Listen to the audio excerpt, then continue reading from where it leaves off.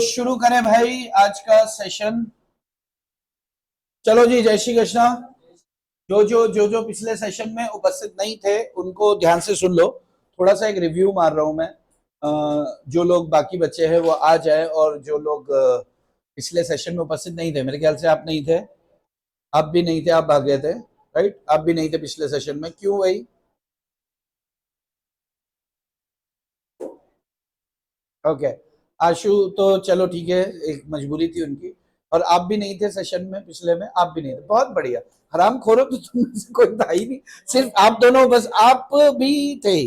Yes yes, pizza time हमको मालूम है, पिज्जा पार्टी हमने कोशिश किया था, हमने कोशिश किया था। नहीं, वो तो प्रॉमिस हो चुका है अपना, संडे का प्रॉमिस हो चुका है। उसके अगले संडे रे बाबा। बट संडे मतलब पार्टी के सामने संडे खड़ा है। अगर आप राजी हैं कि 3 घंटा एसपी के लिए बैठो, तो मैं राजी हूं कि हम पार्टी करेंगे। क्यों खुशी जी? ये अब ये डिपेंड, हाँ संडे का बोला, ये इन्होंने बोला पार्टी, तो मैंने कहा भाई हमारी संडे की जबान हो गई है ना? चलो। तो हमने डिस्कस किया था, हमने स्टार्ट किया था एक सेशन, एक टॉपिक जो था डिविडेंड एंड इंटरेस्ट के बारे में, और आपस में बात बिल्कुल भी नहीं। आपस में बातचीत अगर करनी हो तो 10 मिनट पहले आना चाहिए अपन को, राइट? खुशी जी जरा ध्यान से सुन लो, है ना? ओके। तो डिपॉजिट्स और डिविडेंड और इंटरेस्ट के बारे में हमने डिस्कशन किया था, और हमने एक छोटा सा फर्क समझा था कि डिविडेंड मतलब होता है शेयर इन प्रॉफिट। डिविडेंड मतलब क्या होता है? शेयर इन प्रॉफिट, यानी कि लाभ का अंश। बिल्कुल ध्यान से सुनना जो लोग उपस्थित नहीं थे।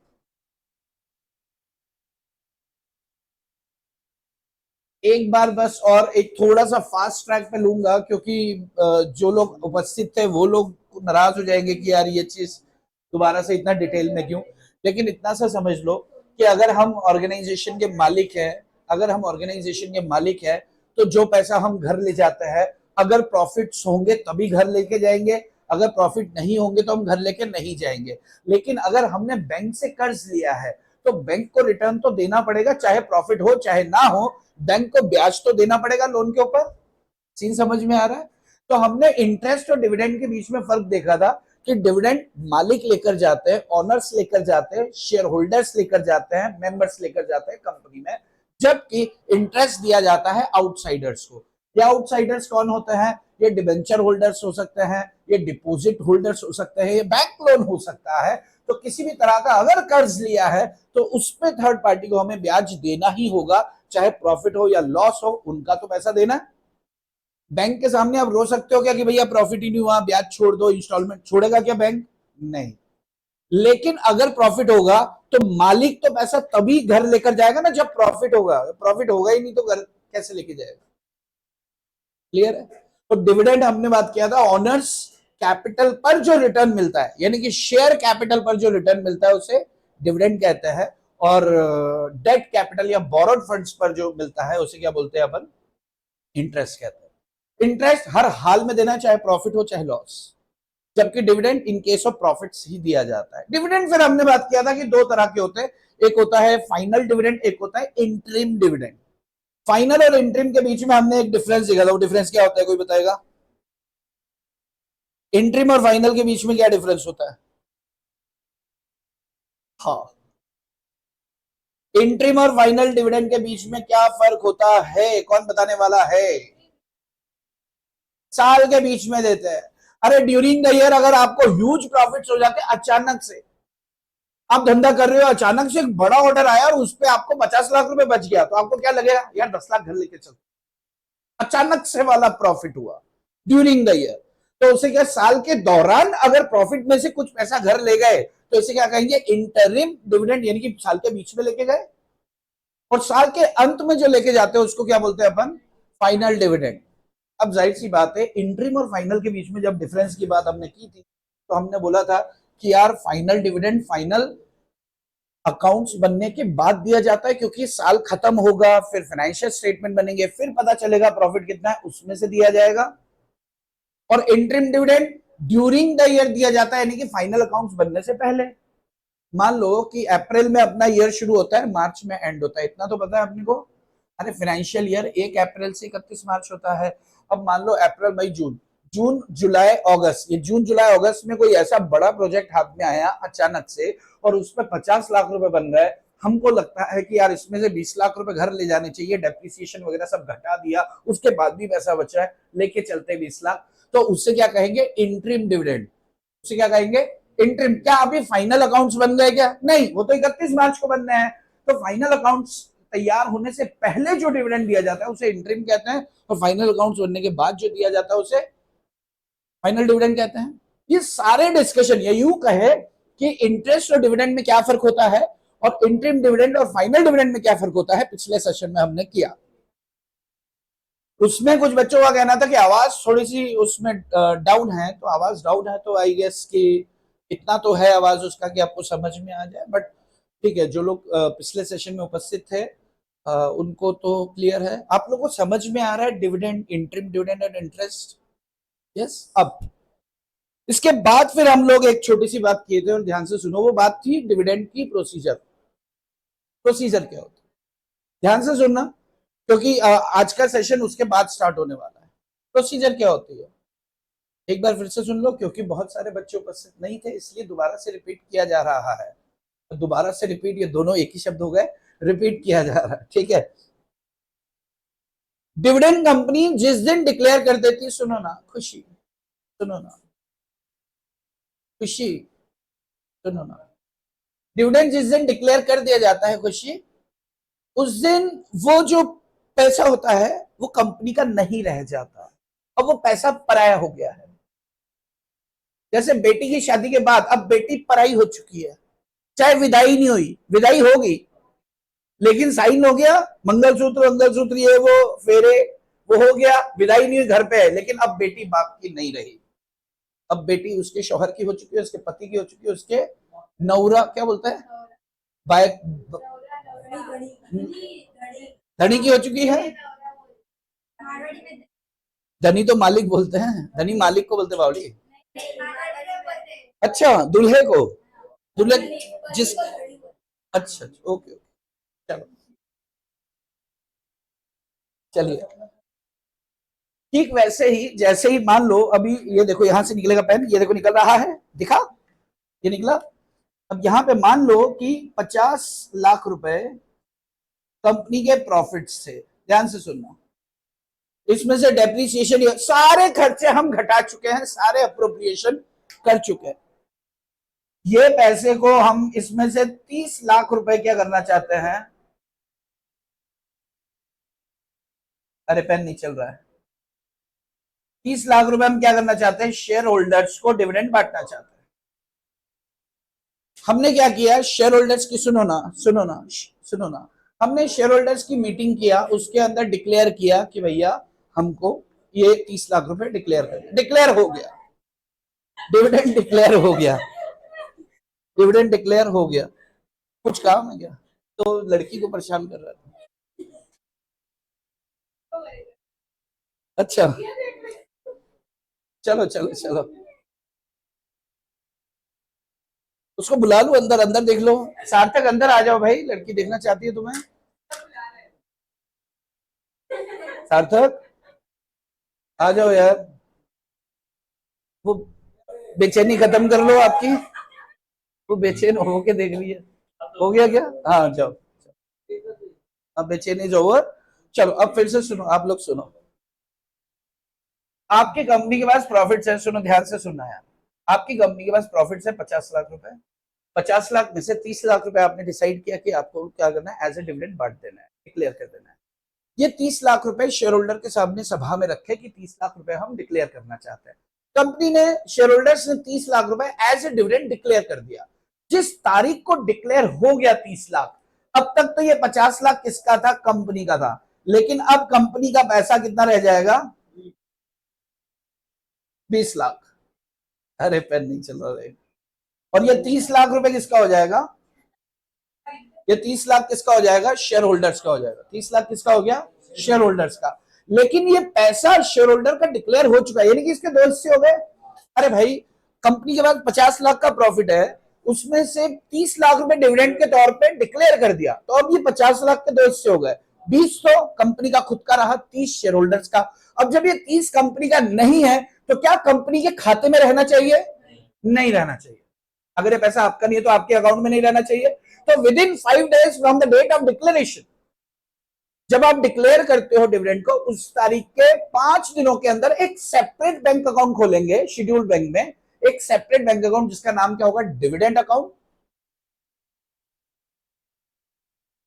यस, सेपरेट बैंक अकाउंट खोलेंगे डिविडेंड अकाउंट में। लिख के देखता हूं, लिख सकता हूं तो वाह, थोड़ा तो लिखा।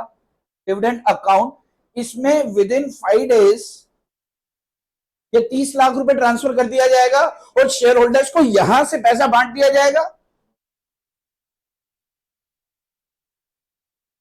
नहीं, प्रश्न नहीं उठता। सुनो, सिर्फ लिखने में गलती हो सकती है आपकी। विद इन 5 days आपको क्या करना है? आपको इस बैंक अकाउंट में पैसा डाल देना है। उस बैंक अकाउंट का नाम क्या होगा? Dividend account. ठीक है, जिस तारीख को डिक्लेयर हुआ वहां से विद इन 30 days ये पैसा बट जाना चाहिए। जिस तारीख को डिविडेंड डिक्लेयर हुआ, from the date of declaration of dividend, company has to distribute the fund. ये 30 लाख रुपए बट जाना चाहिए। अब कंपनी क्या करेगी कि शेयर होल्डर ने किसी बांटने का तरीका क्या होगा? कंपनी या तो डिविडेंड वारंट इशू करेगी, एक तरह का चेक होता है, आप ले जाके लगा दो और आपको पैसे मिल जाएंगे, या फिर शेयर होल्डर कंपनी को डिविडेंड मैंडेट देके रखता है। मैंडेट का मतलब क्या? जैसे आप मान लो हमारी कंपनी के शेयर होल्डर हो, ध्यान से सुनना भाई, या तो हमसे चेक ले जाओ डिविडेंड का, एक तरीका। दूसरा तरीका क्या कि आपने मैंडेट दे रखा है कि कंपनी आप हमारे तो 6 बैंक अकाउंट, एक काम करना, जब डिविडेंड डिक्लेयर हो ना, आप तो डायरेक्ट हमारे खाते में डाल देना। एक मैंडेट फॉर्म भर के आपने दे दिया जिसमें आपने बैंक अकाउंट की डिटेल्स दे दी, तो कंपनी डायरेक्ट कर देगी। यस, या फिर कंपनी आपको इलेक्ट्रॉनिकली फंड ट्रांसफर कर सकती है। अगर शॉर्ट टर्म फंड है तो ईसीएस किया जाता है, अगर लॉन्ग टर्म फंड है तो एनईएफ, लॉन्ग टर्म नहीं, सॉरी, अगर शॉर्ट वैल्यू फंड है, यानी कि मान लो आपका डिविडेंड बनता है 2500, 2600, 2800, तो कंपनी ईसीएस कर देगी। हाई वैल्यू फंड है, यानी कि आपका डिविडेंड बनता है 50 लाख, 25 लाख, 30 लाख, 20 लाख, 1.5 करोड़, 2 करोड़, अगर डिविडेंड इतना बन रहा है, आप बहुत बड़े इन्वेस्टर हो, तो फिर NEFT, national electronic fund transfer किया जाता है। ठीक है, एक बार वापस से मैं यहां पर आता हूं, ध्यान से सुनना। कंपनी ने कमाया 50 लाख रुपए इस एग्जांपल के हिसाब से। बेटा मेन स्टैंड पे आ जाओ तुम, दिव्यांश मेन पे आ जाए बेटा, हाँ सीधा बैठ। आपकी कंपनी ने 50 लाख रुपए कमाए। कितने कमाए? 50 लाख। उसमें से शेयर होल्डर्स ने ये डिसाइड किया कि you have to declare 30 lakh, 30 lakh रुपए डिविडेंड के तौर पर बांटा जाएगा। तो भाई 50 लाख के 2 हिस्से करेंगे, एक 20 लाख जो कंपनी का है और एक 30 लाख जो शेयर होल्डर्स का है, इन्वेस्टर्स का है। क्लियर है? अब जो 30 लाख है, within 5 days from the declaration of dividend, 5 दिनों के अंदर आपको क्या करना होगा? इस पैसे को डिविडेंड अकाउंट में ट्रांसफर कर देना है। 5 कर लो, विद इन 5 days आपको उसमें डाल देना है। Within 30 days from the date of declaration of dividend, जिस दिन आपने डिविडेंड डिक्लेयर किया ना, 30 लाख देंगे, वहां से 30 दिनों के अंदर ये 30 लाख रुपए सबका बढ़ जाना चाहिए। यस, अब बटेगा कैसे? या तो डिविडेंड वारंट दे दो, यानी कि चेक इशू कर दो, या फिर शेयर होल्डर ने मैंडेट फॉर्म पहले से देके रखा है कि साहब आप तो डायरेक्ट मेरे खाते में पैसे डाल देना। यस, या फिर कंपनी ईसीएस या एनईएफटी करेगी। अगर लिस्टेड कंपनी है तो ईसीएस या एनईएफटी ही एक ऑप्शन है। अगर लिस्टेड कंपनी है तो ईसीएस या एनईएफटी। ईसीएस कब किया जाता है? इलेक्ट्रॉनिक क्लियरिंग सिस्टम कुछ बोलते हैं इसको। ईसीएस तब किया जाता है short value, small value transaction होता है, लेकिन हाई वैल्यू ट्रांजैक्शन होगा तो एनईएफटी ही किया जाता है, नेशनल इलेक्ट्रॉनिक फंड ट्रांसफर। क्या ये सब डिस्कशन? यस, पूरा लिखा हुआ आपको मिलेगा। अभी सुन, ये मोड हो गया पेमेंट कैसे होगी, वापस आते 30 दिनों के अंदर पेमेंट हो जानी चाहिए। लेकिन क्या होता है कि ये 30 लाख में से मान लो 26 लाख रुपए के डिविडेंड बट गए। 30 लाख में से कितना बट गया? 26 लाख। ये आए, इनको चेक पकड़ा दिया, ये आए, इनको चेक पकड़ा दिया, ये आए, इनको चेक पकड़ा दिया। ठाकुर साहब ने मैंडेट फॉर्म भर के रखा हुआ था इनके डायरेक्ट खाते में, एनईएफटी, या हमारी कंपनी लिस्टेड है तो हमने उनको ट्रांसफर कर दिया। बाकी के 4 लाख अभी बटने से रह गए और 30 दिन खत्म हो गए। लॉ क्या कह रहा था? Within 30 days you have to distribute all the money. Law क्या कहता है? 30 दिनों के अंदर आपको सारा पेमेंट कर देना है। लेकिन हुआ कितना? 26 लाख। कितना बच गया? 4 लाख रुपए बच गए। तो ये जो 4 लाख बचे हैं आपको क्या करना पड़ेगा? विद इन 7 days ये पैसे को 7 दिनों के अंदर कहां डाल देना है? Unpaid and unclaimed dividend account. अभी प्रैक्टिकली सोचो, जैसे मिस्टर वंश है, मिस्टर वंश का 1.5 लाख रुपए का डिविडेंड है या 50,000 का, क्या मिस्टर वंश छोड़ेंगे क्या? नहीं।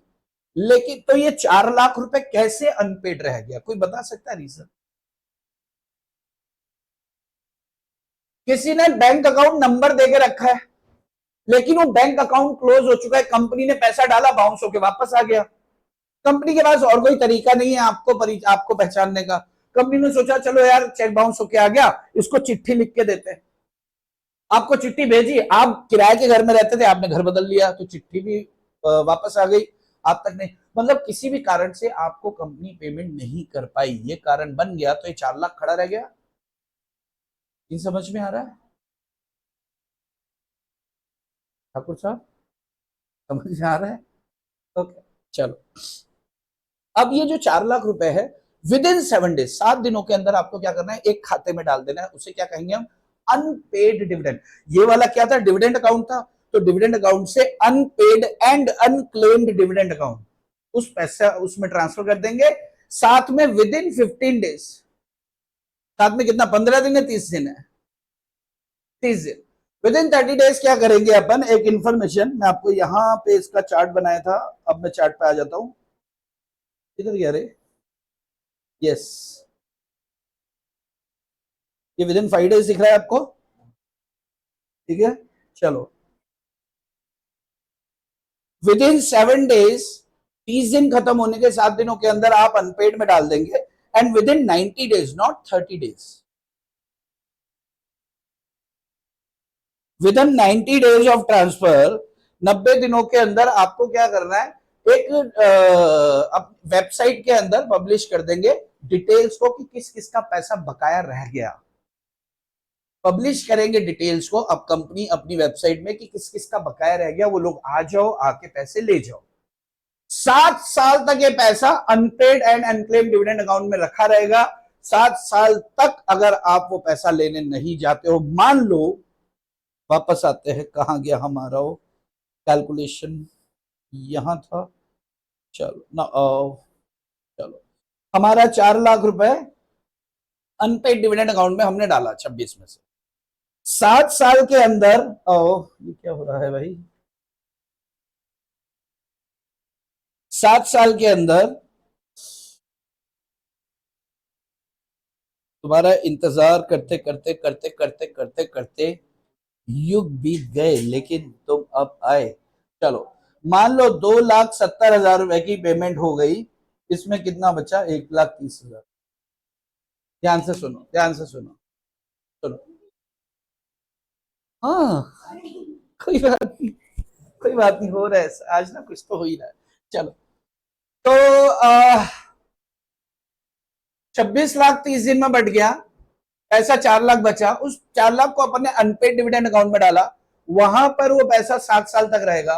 7 साल तक हमने वेबसाइट पे डाला, तो जिसको समझ में आता गया ओहो मेरा डिविडेंड, ओहो मेरा डिविडेंड, वो लोग आए, अपना पैसा लेकर गए। कितने लोग अपना पैसा ले गए? 2,70,000 ले गए, बच गया 1,30,000। 7 साल तक 1,30,000 उधर अभी भी रखा है, कोई लेने नहीं आया। तो ये पैसा इन्वेस्टर्स का है, कंपनी का तो है नहीं। तो ये investors education and protection fund में ट्रांसफर हो जाएगा। अब किसी को चाहिए तो वहां आए और प्रूव करे कि मेरा पैसा लेना था, सरकार से लेके जाए। अदरवाइज ये पैसा इन्वेस्टर्स को शिक्षित करने और उन्हें सुरक्षित करने, एजुकेट करने और प्रोटेक्ट करने के काम में लिया जाएगा।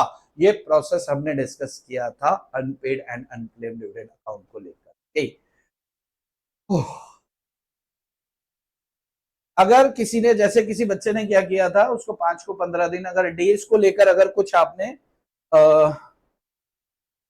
कुछ चेंज अगर आ गया है आपके लिखने में और मेरे बताने में, तो उसको ठीक कर लीजिएगा।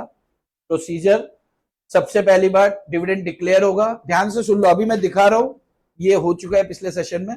डिविडेंड डिक्लेरेशन के 5 दिनों के अंदर क्या करना है अपन को, इस पैसे को डिविडेंड अकाउंट में ट्रांसफर कर देना है। Deposit in dividend account, separate bank में शेड्यूल, सेपरेट बैंक अकाउंट खोलेंगे शेड्यूल बैंक में, 5 दिनों के अंदर पैसा ट्रांसफर कर दो, ठीक है।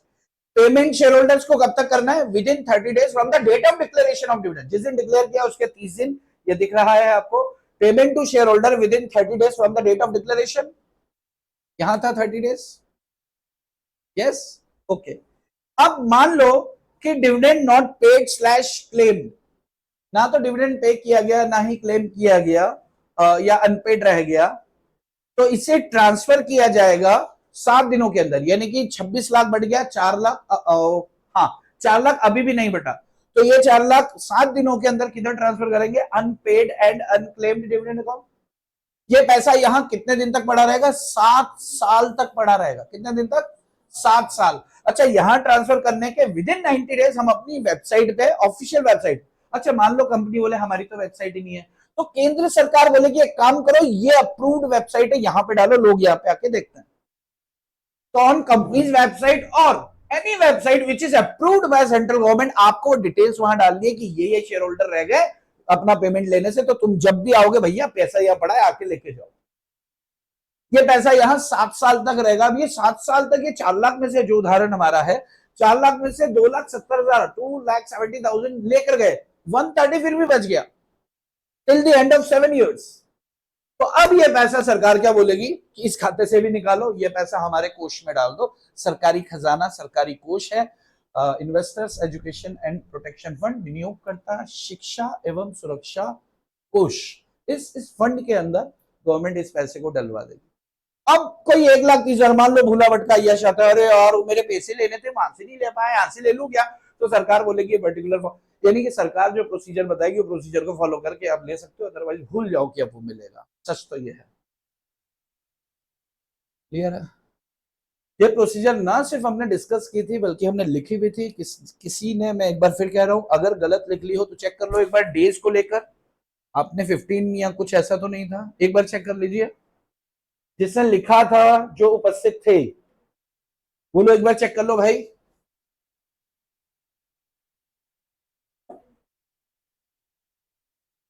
दिस वाज द प्रोसीजर जो हमने पिछले सेशन में डिस्कस की थी। अब हम चलेंगे आगे, बढ़ेंगे देश के साथ, एक छोटा सा डिस्कशन करेंगे, उसके बाद एक 5 मिनट का ब्रेक लेंगे और फिर एक छोटा सा डिस्कशन करेंगे और फिर, ठीक है।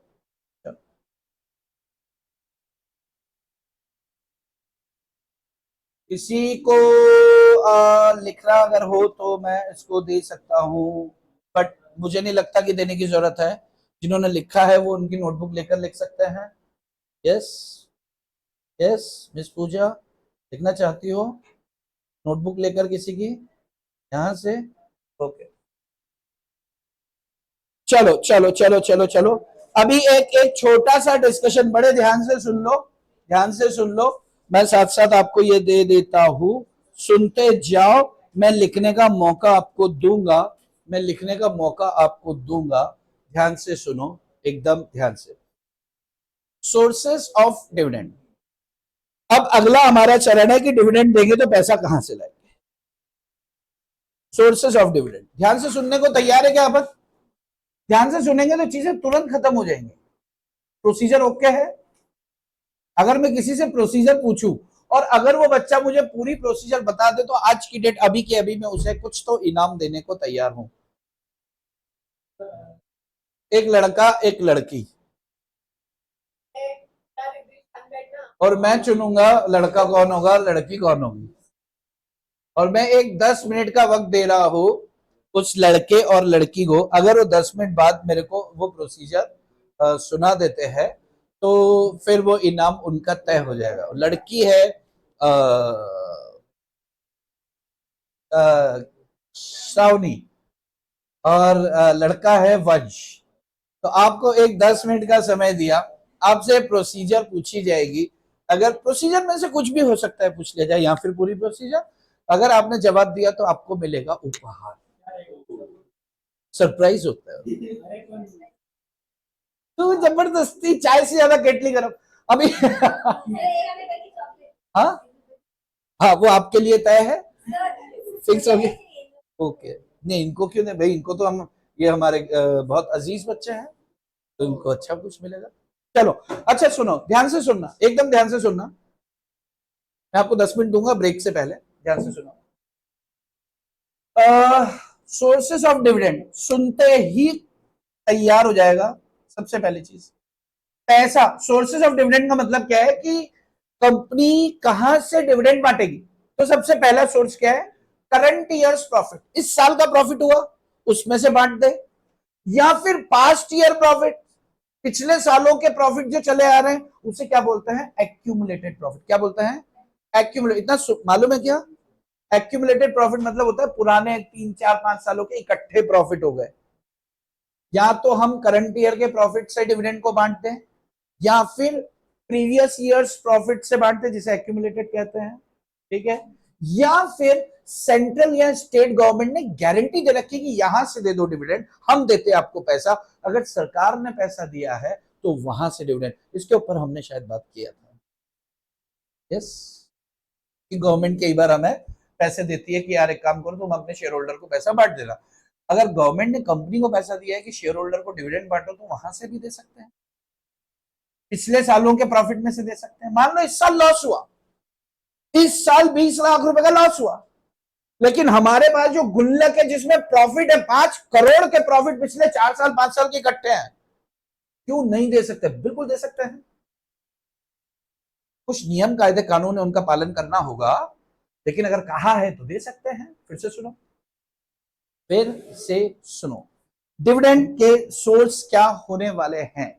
सबसे पहला सोर्स क्या है, इस साल के प्रॉफिट में से दे दो, लेकिन ध्यान रहे, क्या ध्यान रहे, डेप्रिसिएशन को माइनस कर दो, क्योंकि डेप्रिसिएशन एक तरह का चार्ज एक्सपेंस है, इसको माइनस करने के बाद और आपको किसी रिजर्व में ट्रांसफर करना है, जैसे डीआरआर वगैरह कुछ रिजर्व बनाते हैं ना, वो पैसा उसमें ट्रांसफर कर दो, उसके बाद भी बच रहा है, आप वहां से डिविडेंड दे सकते हो। ध्यान से सुन लो, ध्यान से सुन लो, बात फिर से सुन लो, मैं ये बंद कर देता हूं पीछे से, सुनो ध्यान से सुनो। सोर्सेस ऑफ डिविडेंड की बात करें, बिल्कुल ध्यान से सुनो, एग्जाम में 4 नंबर में क्वेश्चन तयशुदा छप चुका, समझो चैप्टर बहुत ही सेक्स, बहुत ही ज्यादा मतलब वो है, अब ज्वलंत है, एकदम हॉटेस्ट टॉपिक है, ठीक है। कुछ लोग सेक्सी बोल देते हैं, तो इसका मतलब क्या है कि आप उसकी मार्मिकता को समझो, उस किस कॉन्टेक्स्ट में ये शब्द इस्तेमाल किया गया। ध्यान से सुनो, फिर से सुनो, हमको क्या करना है, शेयर होल्डर को डिविडेंड बांटना है, एकदम फ्री हो जाओ, दिमाग एकदम स्वतंत्र छोड़ो।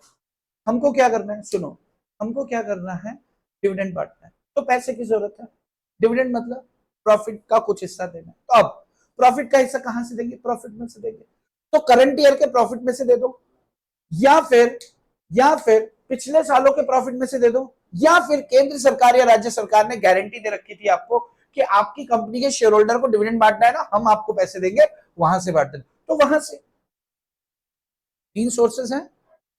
अरे हाँ, यहां समझ में आ रहा है, लेकिन ये ध्यान रहे कि डेप्रिसिएशन और किसी रिजर्व में कोई पैसा ट्रांसफर करना था तो पहले वो कर लो, उसके बाद बांटो। जैसे डीआरआर होता है, डिवेंचर रिडेम्पशन रिजर्व, वहां पे हर साल आपने बोला है कि यार 2 लाख रुपए डालना है, तो वो 2 लाख रुपए डालने के बाद देखो प्रॉफिट है कि नहीं। इन समझ में आ रहा है, कहां कहां से, current year profit, previous year profit, और सेंट्रल या स्टेट गवर्नमेंट द्वारा दी गई फिगर से, दी गई राशि से, अमाउंट, बराबर, यस, ओके। लेकिन किस बात का ख्याल रखना है, एक तो दीपू को आपने माइनस करके चलना है, दीपू कौन, डेप्रिसिएशन, और आपको रिजर्व्स में अगर कुछ ट्रांसफर करने का आप सोच के रखे थे तो आपको रिजर्व्स में भी ट्रांसफर कर देना है, पहली चीज। दूसरी बात आती है कि भाई साहब, आप कैपिटल प्रॉफिट में से भी डिविडेंड जारी कर सकते हो, अगर, इसमें एक शर्त है, अगर आर्टिकल ऑफ एसोसिएशन में ऑथराइजेशन हो। पहली बात तो प्रॉफिट्स वाली हो गई, और जनरली वहीं से होता है, ये पॉइंट नहीं लगता है, लेकिन जब एक 4 नंबर का क्वेश्चन आएगा तो हमें तो चाहे वो एक पॉसिबिलिटी हो, वो जवाब का हिस्सा तो बनेगी। तो अगर आर्टिकल ऑफ एसोसिएशन ऑथराइज करते हैं, यानी कि आपके नियमों में लिखा है कि भैया कैपिटल प्रॉफिट से भी हम दे सकते हैं क्या, डिविडेंड, तो आप दे सकते हो। एक बात का ख्याल रखो कि वो कैपिटल प्रॉफिट कैश में रियलाइज हुए हो, आप वो कैपिटल प्रॉफिट कैश में रियलाइज हुए हो और एसेट्स और लाइबिलिटीज के रिवैल्यूएशन के बाद भी आपके पास बचे हुए हैं। फिर से सुनो, कैपिटल प्रॉफिट होता क्या है, इस चीज को समझो। कोई कैपिटल एसेट बेचने पर, देखो जैसे मान लो कि मेरा काम है फूल माला का व्यापार करना, क्या काम है, फूल माला बेचता हूं, तो ये मेरे लिए फूल माला वाला क्या हो गया, स्टॉक हो गया, यस। और मेरी दुकान और जमीन ये क्या हो गई, मेरे लिए फिक्स एसेट हो गई। अगर मैं ये फूल माला बेचता हूं तो मैं क्या कहूंगा, मैंने स्टॉक बेचा, उससे जो प्रॉफिट होगा उसे रेवेन्यू प्रॉफिट कहेंगे। लेकिन अगर मैं अपनी दुकान बेचता हूं या जमीन बेचता हूं तो क्या बोलेंगे, मैंने अपनी एसेट्स बेची। अरे हाँ, तो एसेट्स बेचने पर अगर मुझे 20-25 लाख का प्रॉफिट हुआ तो उसे क्या कहेंगे, कैपिटल प्रॉफिट। माल बेचने पर जो प्रॉफिट होता है उसे रेवेन्यू प्रॉफिट कहता है, और एसेट्स बेचने पर जो प्रॉफिट होगा उसे कैपिटल प्रॉफिट। अब ये कैपिटल सोचो, 40 लाख की दुकान थी, 70 में बेची, तो 30 लाख रुपए मेरे पास आया है, कैश प्रॉफिट हुआ है। अब revaluation of assets and liabilities को हटा दो, उसके बाद भी अगर ये पैसा बचा हुआ है, यहां से डिविडेंड बांट सकता है, अगर आर्टिकल एसोसिएशन ऑथराइज करते हैं तो। बात समझ में आती है। तीसरी बात, फ्री रिजर्व्स हमेशा अवेलेबल होते हैं डिविडेंड्स की पेमेंट के लिए, ये हम शुरू से बात करते आए हैं। फ्री रिजर्व्स यानी कि मुक्त संचय। फ्री रिजर्व्स मतलब ऐसा रिजर्व जो डिविडेंड बांटने के लिए फ्री रहता है। और अच्छा एक बात बताओ, जैसे मान लो कि हमारी कैपिटल है 50 करोड़ की, क्या उस 50 करोड़ की कैपिटल से हम डिविडेंड बांट सकते हैं, ठाकुर साहब? क्या उस 50 करोड़ की कैपिटल से हम लोग डिविडेंड बांट सकते हैं? तो जवाब है नहीं, कैपिटल से डिविडेंड नहीं बांटा जाता, प्रॉफिट्स से डिविडेंड बांटा जाता। ये समझ में आ रहा है? यानी कि यहां पर 4 बातें हो गई। कितनी बातें हो गई? 4 बातें। मैं अभी स्क्रीन पे आपको दिखाऊंगा, आपको लिखने को भी दूंगा, लेकिन उसके पहले आपको एक बार फिर से सुनना होगा। सुने, पहली बात, हम क्या बात कर रहे हैं कि डिविडेंड बांटने का सोर्स क्या होगा। तो पहली बात, खुशी जी बिल्कुल ध्यान से, यश बाबू पीछे, पार्टी हीरो बराबर है क्या, जिसका कॉपी कंप्लीट, क्या नाम क्या तेरा, ये हाँ, दिव्यांक, किश के, दिव्यांक, ओके।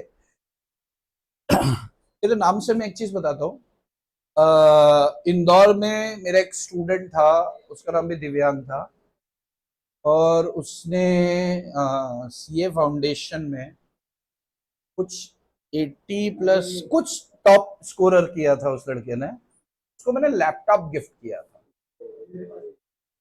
उसको मैंने लैपटॉप गिफ्ट किया था। तुम्हारे पास है? हाँ, तो तुम्हें मिलेगा चुप्पा, ठीक है। जिसके पास नहीं है उसे क्या मिलेगा? लैपटॉप, ठीक है। नहीं, हमारे लिए तो हम अलग से एक प्रॉमिस कर चुके हैं कि हम आगे की पूरी शिक्षा का मैंने जिम्मा ले रखा है, अगर 100 में 100 शायद ऐसा हमने वचन दिया था, पूरी शिक्षा का दिया था या फाउंडेशन लेवल का दिया था?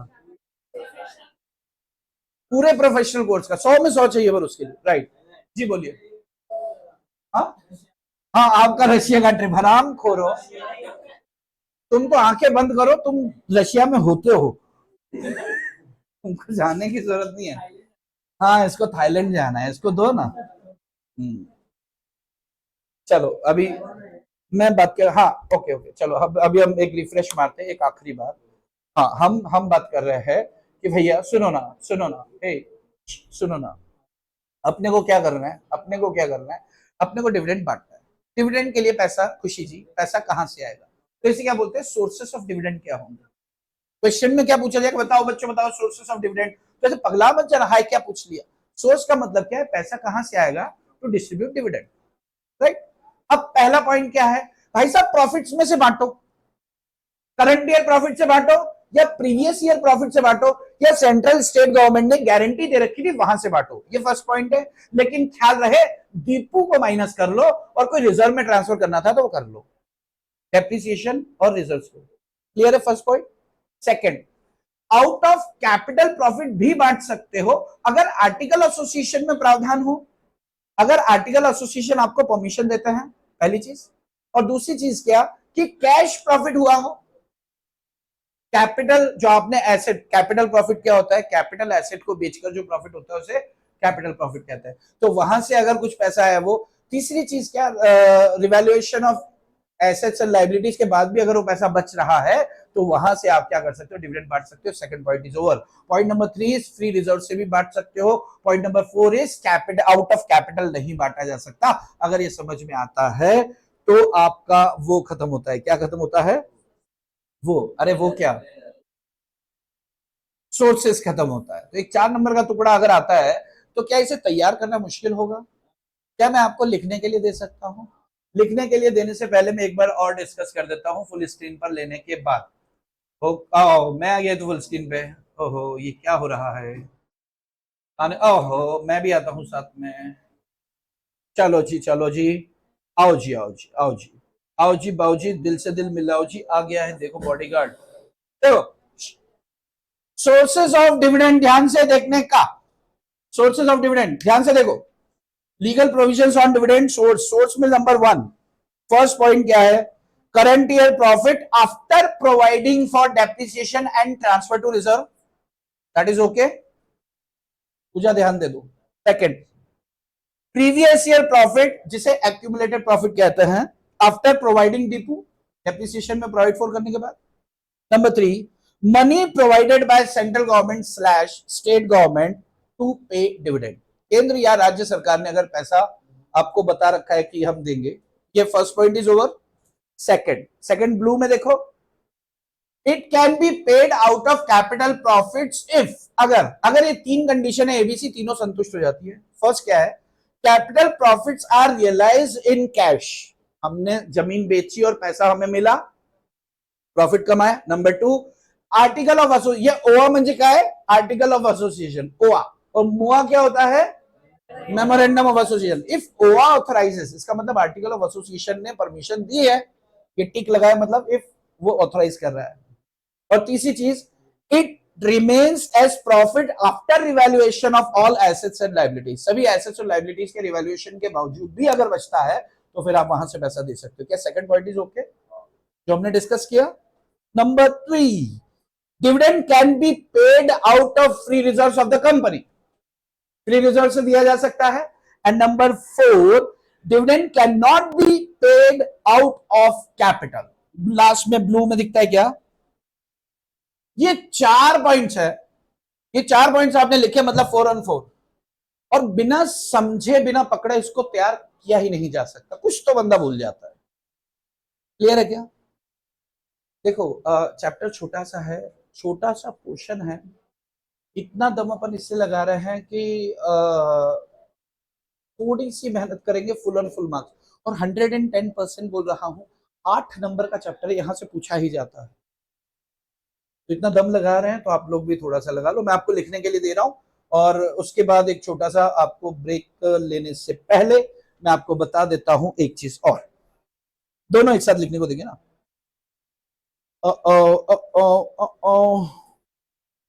अरे राम, हाँ, mode of payment of dividend. Mode, कौन सा मोड, एक मोड आया उत्ते दिल छोड़ा नहीं।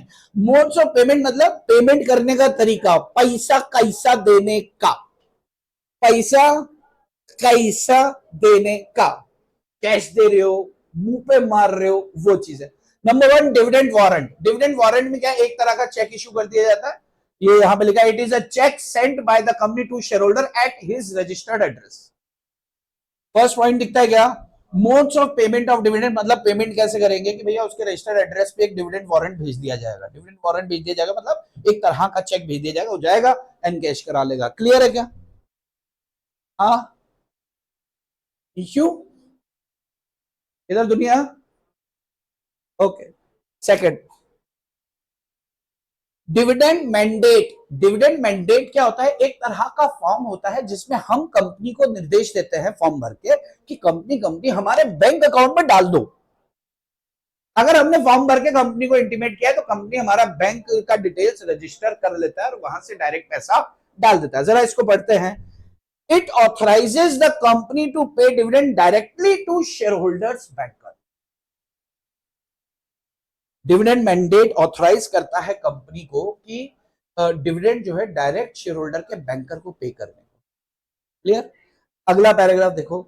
Here shareholders required to send a request in a form called dividend mandate।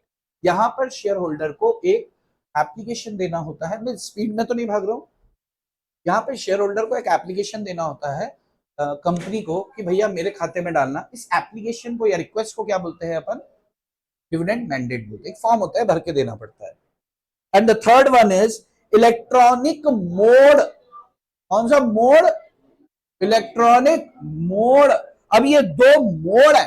अगर लिस्टेड कंपनी है तो कंपलसरीली यहीं से होगा, अदर देन लिस्टेड कंपनी में भी यहां से होता है, right? ECS electronic clearing services. अगर छोटी वैल्यू, लो वैल्यू का चेक, लो वैल्यू का डिविडेंड है तो ईसीएस से डालो। अगर हाई वैल्यू का है तो एनईएफटी से डालो। NEFT is what? National electronic fund transfer. ठीक है। And the next word is make arrangement with the bank. Same बात हो गई। तो ये आपके इलेक्ट्रॉनिक, ये तीन तरीके हो गए। पहला क्या है? डिविडेंड वारंट, सबके घर पे चेक भेज दो। दूसरा डिविडेंड मैंडेट, हमने फॉर्म भर के दे दिया कि भैया डायरेक्ट डालो। तीसरा ईसीएस और एनईएफटी यानी कि इलेक्ट्रॉनिक बोर्ड। क्लियर है क्या? अरे क्लियर है क्या? ओके। मैं आपको लिखने को दे रहा हूं, उसके बाद एक ब्रेक ले लूंगा मैं और उसके बाद फिर आप जो है चाय पानी ये वो कुछ कर सकते हो, फिर हम आगे बढ़ेंगे। क्लियर है इतना? चलो जी। तो मैं लेता हूं जी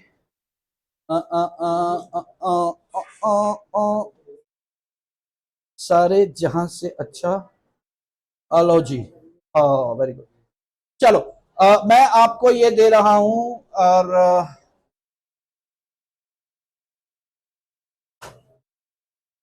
पॉज करके लिख सकते हो।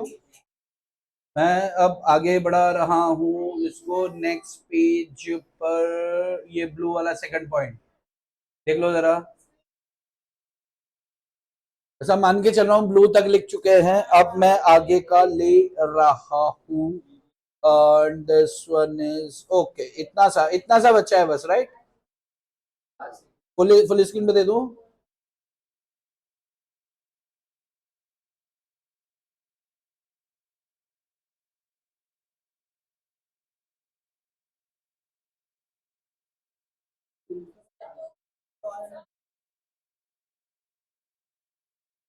ये लास्ट में जो लिखा है एफ आर मतलब free reserves are reserves. Free reserves are reserves available for distribution of profits. Available for distribution of profits as per latest audited balance sheet. ये बीएस क्या है? Balance sheet of company.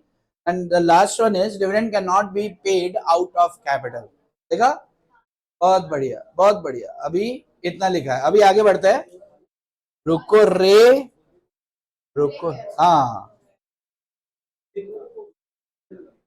ये heading डाल दो, modes of payment of dividend. ये heading डाल दो, modes of payment of dividend. First two modes में एक साथ स्क्रीन पे दे रहा हूं, इसको लिखो फिर आगे बढ़ते हैं। फर्स्ट टू मोड्स में आपको स्क्रीन पे दे रहा हूं एक साथ। ये दोनों हो गए हों तो मैं आता हूं आगे। देखो मैं एक बार पढ़ के बता देता हूं। Dividend warrant, it is a cheque send by the company to share holder at his registered address. क्या ये ओके है? Okay. Second is dividend mandate. Second is dividend mandate. इसमें क्या लिखा है? इसमें लिखा है it authorises company to pay dividend directly to share holders banker. ये ऑथराइज करता है कि डायरेक्ट उसके बैंकर को पेमेंट करो। इसके लिए शेयर होल्डर को एक रिक्वेस्ट फॉर्म भेजना पड़ता है, एक रिक्वेस्ट भेजना पड़ता है एक फॉर्म में, तो डिविडेंड मैंडेट बोलता है। And the third one is electronic mode. कैसा? Electronic mode. अगर लिस्टेड कंपनी है तो ईसीएस यानी कि इलेक्ट्रॉनिक क्लियरिंग सर्विसेज और एनईएफटी। लो वैल्यू फिगर है तो ईसीएस, हाई वैल्यू फिगर है तो NEFT. Make arrangement with bank to pay dividend warrant at par. Dividend warrant at par का मतलब ये होता है कि इस तरह का चेक जारी किया जाए, मतलब कोई चार्जेस होते हैं ना कि यार बैंक चार्जेस लेगा आपके क्लियर कर, तो bank charges zero, company charges pay करेगी, आपको नहीं लगेगा।